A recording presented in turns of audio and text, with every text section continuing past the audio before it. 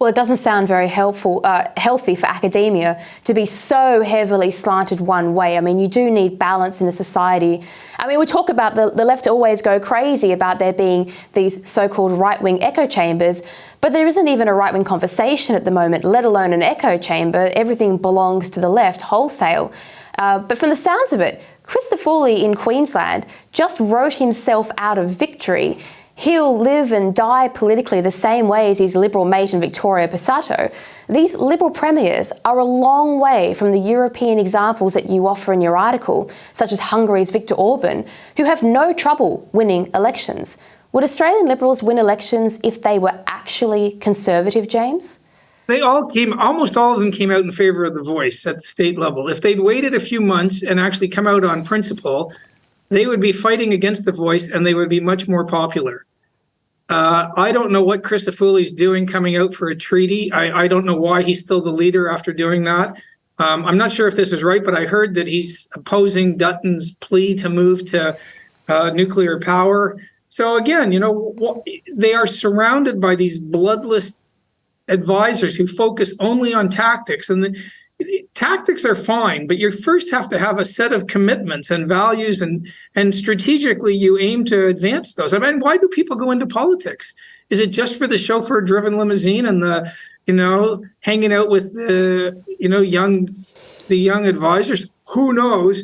But it's sure. I thought you went into politics to achieve something, and you have lines you won't cross, even if it means losing your seat. Well, I don't know where those people are. I just don't know that we're not pre-selecting the right kind of candidates for right of center parties. Now, some of the small parties are, but our voting system makes it brutally hard for those parties to do well.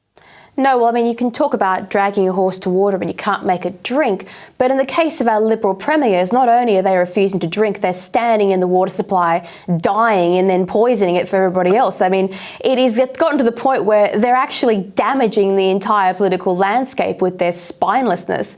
But the Liberal Party has never sat further to the left.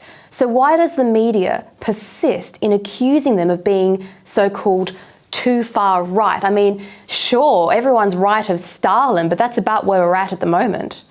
Look, the vast preponderance of journalists are left-wing. It was much better 20 years ago when most journalists got into the trade through a sort of apprentice system where they went and worked for a paper and they learned their trade, and the focus on at least a little bit of disinterested impartiality was drilled into them. Instead, they go to university journalism schools now where, it's 4 years of grievance politics, critical race theory, and seeing everything through the lens of groups and not individuals. And it's no surprise that most of those journalists are pretty woeful.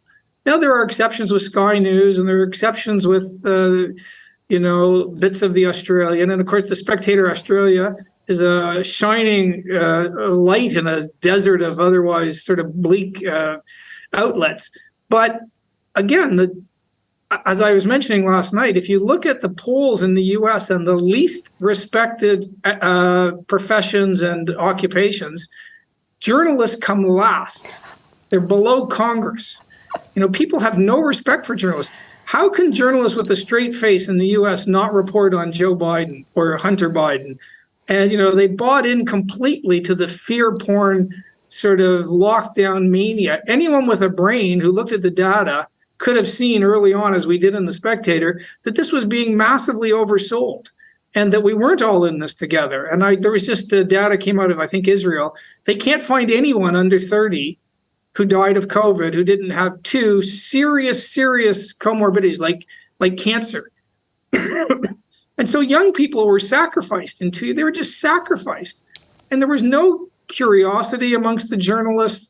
It's like you just waited for the ABC Morrison PR sort of sheet to come out and you just mimicked that. They should all be embarrassed.